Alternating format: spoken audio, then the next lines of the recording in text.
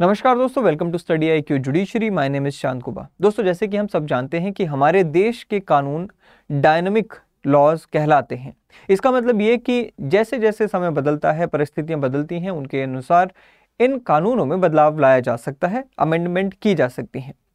कुछ इसी तर्ज पर हाल ही में चीफ जस्टिस ऑफ इंडिया ने हमारे देश की पार्लियामेंट के सामने एक अपील की। वो अपील ये थी कि हमारे देश में जो चिल्ड्रन वेलफेयर के लिए एक कानून लाया गया था, दैट इज पॉक्सो एक्ट, जिसे हम prevention of children from sexual offences act 2012 के नाम से जानते हैं, उसमें जो एज ऑफ कंसेंट दिया गया है, जो कि अभी 18 वर्ष है, उसे घटाकर 16 वर्ष किया जाना चाहिए। ये पहली बार नहीं है कि इस तरह की डिमांड रखी गई है। इससे पहले कई सारे हाई कोर्ट्स इस तरह की डिमांड ऑलरेडी रख चुके हैं। आज हम इसी बात पर चर्चा करेंगे। साथ ही में देखेंगे कुछ रिपोर्ट्स को जिनमें यह दावा किया गया है कि maximum around 25% of the cases जहां पर पॉक्सो के तहत मामला दर्ज होता है सेक्सुअल ऑफेंसेस का, उनमें 25% केसेस ऐसे होते हैं जहां पे जो गर्ल एंड बॉय होते हैं वो ऑलरेडी रोमांटिक रिलेशनशिप में थे। उनकी उम्र लगभग 16 से 18 के बीच में होती है। आज हम ये भी देखेंगे कि इस पूरी रिपोर्ट में क्या क्या दावे किए गए। चलिए शुरुआत करते हैं आज के अपने सेशन से। दोस्तों, सबसे पहले मैं आपको बताना चाहूँगा कि मेरे जितने भी सेशंस होते हैं उनकी नोटिफिकेशंस आपको टेलीग्राम के इस चैनल पे मिल जाती है। आप इसको ज्वाइन कर सकते हैं। दूसरी बात ये कि टेलीग्राम के इस चैनल के साथ साथ अगर आप मुझे DM करना चाहें तो इंस्टाग्राम की साइड को ज्वाइन कर सकते हैं। साथ ही में अगर आप जुडिशरी को लेकर सीरियस हैं और स्टडी IQ जुडिशरी के जो हमारे स्मार्ट कोर्सेज हैं उनका फ़ायदा उठा सकते हैं।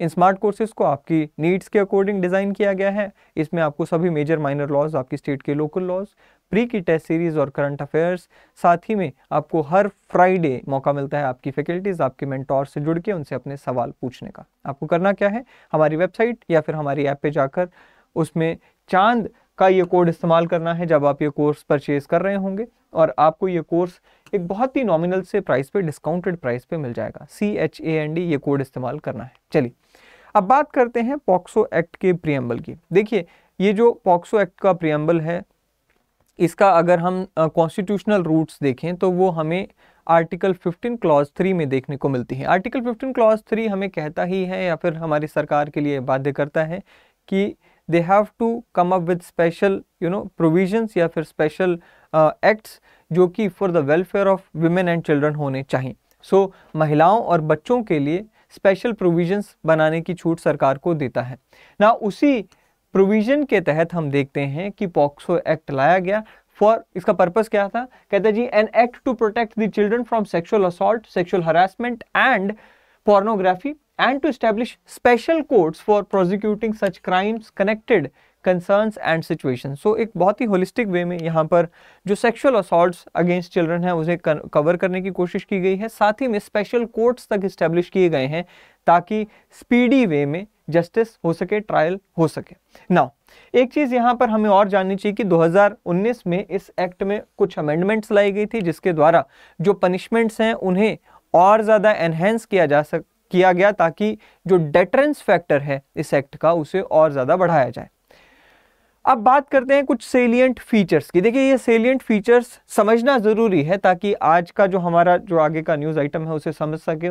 उसको समझने से पहले इसको समझना ज़रूरी है। इस एक्ट की अगर सेलिएंट फीचर्स की बात करें तो ये जेंडर न्यूट्रल लॉ है, that is prioritizes the child's best interest at all the stages and guarantees that child's physical, emotional, intellectual and social development are all healthy। Now, जैसे कि मैंने आपको कहा कि ये एक जेंडर न्यूट्रल लॉ है, तो इसमें सेक्सुअल ऑफेंस किसी लड़के के खिलाफ हो रहा है या फिर लड़की के खिलाफ हो रहा है, दोनों की तरफ से ही शिकायत जा सकती है। सो यहाँ पर ये एक जेंडर न्यूट्रल लॉ हमने देखा। दूसरा क्या है, differentiates between many sorts of sexual abuses such as penetrative, non-penetrative sexual assault, sexual harassment, pornography। So अलग अलग तरह के जो sexual abuses हैं उसमें अलग अलग चैप्टर्स डेडिकेट किए गए हैं। कुछ चैप्टर्स में आज आपको दिखाऊंगा भी सही, उनके लिए अलग अलग पनिशमेंट्स डिफाइन की गई हैं। साथ ही में क्या है, The Act's abatement provision apply to individuals who traffic children for sexual purposes as well। So यहाँ पर ह्यूमन ट्रैफिकिंग जो सेक्सुअल पर्पसेस के लिए की जाती है, चिल्ड्रन की जो ट्रैफिकिंग की जाती है, वो भी यहाँ पर अबेटमेंट में आ जाता है। कंटेंट की अगर बात करें, थोड़ा सा कंटेंट मैं आपके सामने शो करूँगा ताकि आपको एक आइडिया हो जाए कि किस तरह से इसमें एक वेल ऑर्गेनाइज्ड वे में जो प्रोविजंस हैं वो दिए गए हैं। जैसे कि चैप्टर 2 की अगर हम बात करें, सेक्सुअल ऑफेंस अगेंस्ट चिल्ड्रन, इसमें भी further part A, part B and C में डिवाइड किया गया है। आप देखिए पार्ट ए क्या कह रहा है चैप्टर 2 का, that is penetrative sexual assault and punishment thereof. B कहता है aggravated penetrative sexual assault and punishment thereof, and C है sexual assault and punishment thereof. So आप देखिए डिग्रीज में भी डिफरेंस आ रहा है, उसको भी यहाँ पर डिफरेंट सब टॉपिक्स में इन्होंने डिवाइड किया है। चैप्टर 3 की अगर हम बात करें, use of child for pornographic purposes and punishment thereof. Chapter 4 की अगर हम बात करें तो abetment of and attempt to commit an offence, जैसे कि हमने अभी बात की कि ह्यूमन ट्रैफिकिंग अगर होती है for the purposes of sexual offences, वो सब यहाँ पे कवर हो जाता है। चैप्टर 5 की अगर हम बात करें, so procedure for reporting cases. Chapter 6 इसी तरह से procedure for recording the statement of child. इसी तरह से आगे भी हमें देखने को मिलता है कि एस्टैब्लिशमेंट ऑफ स्पेशल कोर्ट्स की बात की गई है, मिसलेनियस प्रोविजंस की बात की गई। सो बहुत ही डिटेल में आप देखते हैं कि जो सेक्सुअल ऑफेंसेस से बचाने की, चिल्ड्रन को बचाने की कोशिश की गई है ना। अब थोड़ा सा और इसमें एक कुछ सेक्शंस में आपके साथ डिस्कस करूंगा, 2 ही सेक्शन आपके पर्पस के लिए मैं यहाँ पे डिस्कस करूंगा, ताकि धीरे धीरे हमारा कंटेक्स्ट जो है, हमारी उस जो करंट अफेयर है उसकी तरफ बढ़ सके ना। सेक्शन 2D की अगर बात करें, ये डिफाइन करता है कि चाइल्ड है कौन। बेसिकली चाइल्ड की डेफिनेशन में आ जाता है any person who is below the age of 18। So अगर 18 से बिलो एज का कोई व्यक्ति है वो चाइल्ड माना जाएगा। अब चाइल्ड विक्टिम होगा तो उसके लिए एक सेक्शन में आपको यहाँ पे दिखाना चाहूंगा। अब ये क्या कहता है, सेक्सुअल असॉल्ट का सेक्शन 7 है, कहता है जी whoever with sexual intent touches the vagina, penis और एनस और क्या है ब्रेस्ट ऑफ द चाइल्ड, और makes the child touch the vagina, penis और एनस और breast of such person or any other person, or does any other act with sexual intent which involves physical contact without penetration is said to be commit sexual assault. Now यहाँ पे एक highlighted word है क्या, child, कि क्या कोई भी ऐसा व्यक्ति जो कि सेक्सुअल इंटेंट के साथ टच करता है प्राइवेट पार्ट्स को एक चाइल्ड के, या फिर चाइल्ड को क्या करता है, फोर्स करता है टच करने के लिए अपने प्राइवेट पार्ट्स को, वो सेक्सुअल असॉल्ट कर रहा है। नाउ यहां पे चाइल्ड में कौन आ गया, यहां पे चाइल्ड में 16 to 18 वाला भी आ गया, उसके नीचे वाले भी आ गए। अब ये जो 16 to 18 की कैटेगरी है, आज की डेट में अगर हम देखें, जो सोशल रियलिटीज हैं उनको अगर हम देखें, तो काफी हद तक मैच्योरिटी यहाँ पर टीनेजर्स में हमें देखने को मिलती है। इनफैक्ट आप देखते हैं कि 16 to 18 को हम जेजे एक्ट की अगर हम बात करें, तो हम वहाँ पर इसमें चेंजेस ऑलरेडी ला भी चुके हैं। हम ऑलरेडी ये डिफाइन कर चुके हैं कि अगर कोई चाइल्ड है जो कि 16 to 18 के बीच में है, child in conflict with law है, अगर उसने हीनियस क्राइम किया है, तो कुछ क्राइम्स जो हीनियस है उनके लिए हम उस चाइल्ड को एक एडल्ट की तरह ट्रीट कर रहे हैं। यानी कि उस एक्ट में हम 16 to 18 का जो चाइल्ड है उसको अडल्ट की तरह ट्रीट कर रहे हैं। हम ये मानते हैं कि उसको पता है कि उसके एक्ट के कंसिक्वेंसेस क्या होंगे, लेकिन यहाँ पर वो चेंज अभी तक हम नहीं लेकर आए।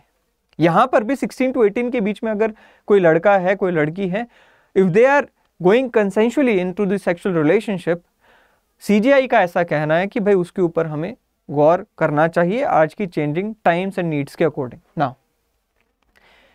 अब सीजीआई ने क्या क्या बातें कही, थोड़ा सा वो देख लेते हैं। जो चीफ जस्टिस ऑफ इंडिया हैं, उन्होंने इसी 10 दिसंबर को अपील किया पार्लियामेंट को to relook at the issue of age of consent under the POCSO act as it posed difficulties for judges examining the cases of consensual sex involving adolescents. Now, जो consensual sexual activities के जो cases आते हैं, वहां पर जजेस के लिए परेशानी हो जाती है जब मामला 16 से 18 वर्ष के आयु के बीच में जुड़े हुए बच्चों का हो। तो ना 2012 का जो एक्ट था, उसने जो एज ऑफ कंसेंट था उसे 18 करा था। उससे पहले हमें देखने को मिलता है कि 2012 से 1940 से लेकर 2012 तक ये 16 वर्ष ही था जो एज ऑफ कंसेंट था।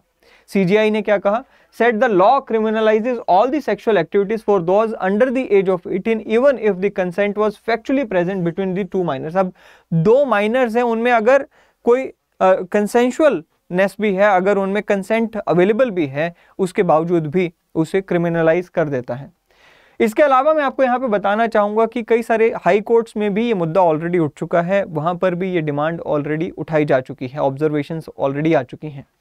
सो जैसे कि मद्रास हाई कोर्ट की बात करें, उन्होंने कहा अपने केस की सुनवाई करते हुए that it was eagerly waiting for the legislature to reduce the age of consent under the POCSO act from the current 18 as it upheld the conviction of man sentenced to 7 years of imprisonment for having kidnapped and repeatedly raped a 17-year-old girl. Now problem यहाँ पर जो again आती है वो यही आती है कि 16 to 18 ईयर्स की अगर मान लीजिए गर्ल है भी सही, और अगर उसने अपना कंसेंट दिया है नोइंग एवरीथिंग, यहाँ पर कोर्ट्स का कहना है कि भाई इनका ये कंसेंट माना जाना चाहिए, क्योंकि 17.5 या 17 के बिल्कुल एंड में भी आकर एक लड़की के साथ अगर मान लीजिए कंसेंशुअल सेक्सुअल रिलेशनशिप कोई लड़का बनाता है जो कि 18 साल से ज़्यादा उम्र का है, वो लड़की 18 से कुछ ही छोटी है, तब भी वो लड़के को पॉक्सो एक्ट के तहत यहाँ पर ट्रीट किया जाएगा, उसे ट्रायल किया जाएगा, जबकि ये कंसेंशुअल रिलेशनशिप था, जबकि ये मॉरली अगर आप देखें तो उन दोनों की आपस की सहमति के बाद हुआ। लीगली बस थोड़ा सा टाइम का हेर फेर होता है जिसकी वजह से मामला पॉक्सो में आ जाता है। Otherwise it should have been the matter of two adults enjoying their right to life under article 21। Now एक और case Vijay Lakshmi versus state representative inspector of police, Madras high court ने इसमें भी यहाँ पर इसी बात के ऊपर सवाल उठाया कि किस विजडम के अनुसार स्टेट जो है एज ऑफ कंसेंट को नहीं घटा रही है। Sabari versus inspector of police, इसमें भी मद्रास हाई कोर्ट ने रिकमेंड किया कि एज ऑफ कंसेंट जो है it should be revised to 16 years.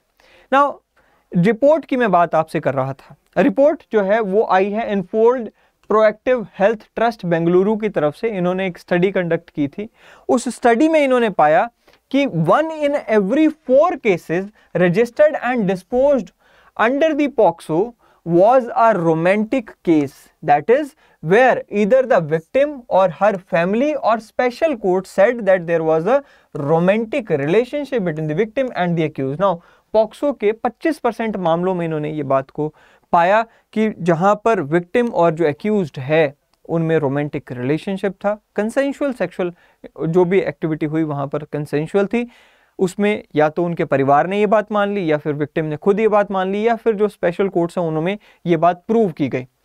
इसी रिपोर्ट में ये दावा किया गया कि 93.8% यानी कि लगभग 94% of romantic cases tried under the POCSO ended in acquittal after consuming median time of 1.4 to 2.3 years from filing the FIR to disposal by courts. यानी कि ये जो केसेस होते हैं जहां पर 16 to 18 की एज में सेक्सुअल हरासमेंट या फिर सेक्सुअल अब्यूज के केसेस पॉक्सो के अंदर आते हैं, अगर उनमें कोई रोमांटिक रिलेशनशिप एस्टेब्लिश हो जाती है, ऐसे में 94% केसेस में एक्विटल ही होता है।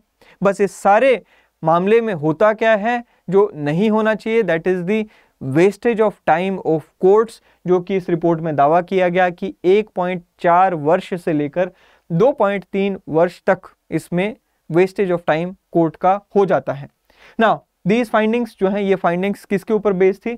लगभग 1715 रोमांटिक केसेस को इन्होंने एनालाइज किया under the POCSO act, and जो कि ऐसे केसेस थे जो कि रजिस्टर्ड और डिसाइडेड बाय स्पेशल कोर्ट्स थे in Assam, Maharashtra and West Bengal between 2016 से लेकर 2020 के बीच में। सो ये केसेस को एनालाइज करके इन्होंने ये रिपोर्ट बनाई। साथ ही में इस स्टडी में हम देखते हैं that 80.2% of such cases were filed by the parents or relatives of the girl involved in the consensual sexual relation. Now POCSO में ना तो उस लड़की ने ना ही उस लड़के ने कोई शिकायत की, ना ही लड़की ने शिकायत की। उस लड़के को या फिर जो भी सामने जो अदर पार्टी है जो एक्यूज्ड है उसे सजा दिलवाने के पर्पज से यहाँ पर शिकायत करता कौन है ऐसे केसेस में? या तो पेरेंट्स हैं या फिर relatives of the girl involve हैं। कहता है जी girls in such cases however, ये एक इंपॉर्टेंट एंड इंटरेस्टिंग फैक्ट है।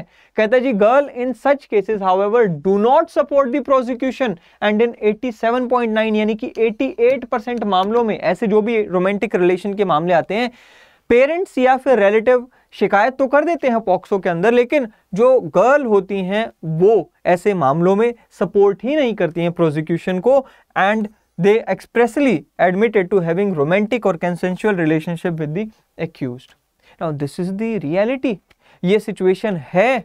अगर इस सिचुएशन के अनुसार जाया जाए तो चीफ जस्टिस ऑफ इंडिया या फिर मद्रास हाई कोर्ट या फिर बाकी के सभी हाई कोर्ट जो इस मामले में ये डिमांड कर रहे हैं कि एज ऑफ कंसेंट को 18 से घटाकर 16 कर दिया जाना चाहिए, यानी कि 16 वर्ष से ज़्यादा उम्र की कोई युवती अगर सेक्सुअल इंटरकोर्स के लिए या फिर सेक्सुअल कोई भी एक्टिविटी के लिए वो अपना कंसेंट देती है, वो वैलिड माना चाहिए, वो इसमें नहीं आएगा। ये उनकी डिमांड कहीं ना कहीं जायज़ होती है। आपका इस पूरे मामले पर क्या विचार है, कमेंट सेक्शन में ज़रूर बताइएगा। अगले सेशन में फिर एक बार मिलेंगे दोस्तों। Till then thank you and have a great day ahead. मैं एक छोटी सी बात आपके साथ और शेयर करना चाहूँगा, if you give me some time. मैं वही आपको बताना चाहूँगा कि अगर आप हमारे स्टडी IQ जुडिशरी के कोर्सेज को परचेज करना चाहें तो आप हमारी वेबसाइट पे जा सकते हैं studyIQ.com, और उसमें देखिए इस तरह से आप कोर्स को जाकर परचेज कर सकते हैं। यहाँ पर चांद का ये कोड इस्तेमाल करते हैं, जैसे मान लीजिए यहाँ पर मैंने चांद का ये कोड इस्तेमाल किया, तो आपको बता दूं मैं कि ये चांद का कोड इस्तेमाल करते ही, अप्लाई करते ही आप देखते हैं कि 10,499 रुपये में विद 12 मंथ्स वैलिडिटी आपको ये मिल रहा है। आपको ये 25,000 रुपये का डिस्काउंट मिल रहा है। आप इसका फायदा उठा सकते हैं दोस्तों। अगले सेशन में फिर मिलेंगे। Till then thank you and have a great day ahead.